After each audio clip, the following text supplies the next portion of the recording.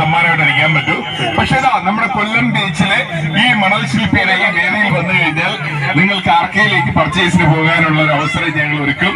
അവിടെ പോയി കഴിഞ്ഞു കഴിഞ്ഞാൽ ഈ പറഞ്ഞതുപോലെ ഇപ്പൊ വെഡിങ് പർച്ചേസ് നടത്തുന്ന ആരെങ്കിലും കൂട്ടുകാരുണ്ടെങ്കിൽ 50,000 രൂപയുടെ പർച്ചേസുകൾക്ക് വീണ്ടും ഫ്രീ ആയിട്ട് 50,000 രൂപയ്ക്ക് പർച്ചേസ് ചെയ്യാനുള്ള അവസരം അവിടെ ഉണ്ട്. എല്ലാം നറുക്കെടുപ്പിലൂടെയാണ്. ഒപ്പം ഇനിയും ഒരുപാട് ഓഫറുകളുണ്ട്, അതൊക്കെ ഞാൻ വഴിയെ പറയാം. ഇപ്പൊ നമുക്ക് നമ്മുടെ രാജേന്ദ്ര പ്രസാദ് എന്ന് പറയുന്ന ശില്പി നമുക്കറിയാം, ഒരുപാട് വിധ സുനാമിയുടെ കാലഘട്ടത്തിലായിരുന്നാലും നമ്മുടെ റോഡ് സുരക്ഷയുടെ കാര്യത്തിലായിരുന്നാലും കലാകാരന്മാർ പ്രതികരിക്കണം.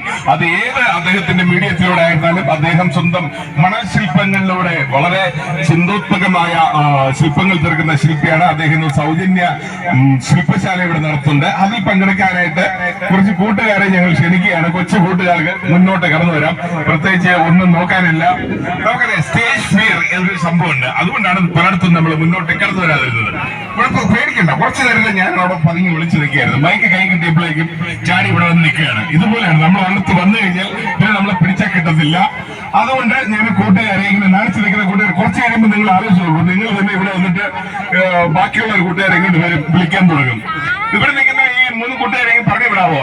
നമ്മുടെ ഇന്ന് ശില്പിയുടെ ഇന്നത്തെ ലക്ഷ്യം തന്നെ അതായത് ലഹരിക്കെതിരെ കലയിലൂടെ എങ്ങനെ കുട്ടികളെ എൻഗേജഡ് ആക്കാം എന്നുള്ളതാണ്. അതായത് ചുമ്മാ ഇരിക്കുന്ന സമയത്ത് ലഹരി എന്ന് പറയുമ്പോൾ ഇന്ന് നമ്മൾ വിചാരിക്കുന്ന ലഹരികൾ മാത്രമല്ല, നമ്മുടെ ടെലിഫോൺ പോലും റീൽസ് ഒക്കെ കാണുന്നത് പോലും ഒരു ലഹരിയായിട്ട് കുട്ടികളിലേക്ക് മാറിയിരിക്കുകയാണ്. കാരണം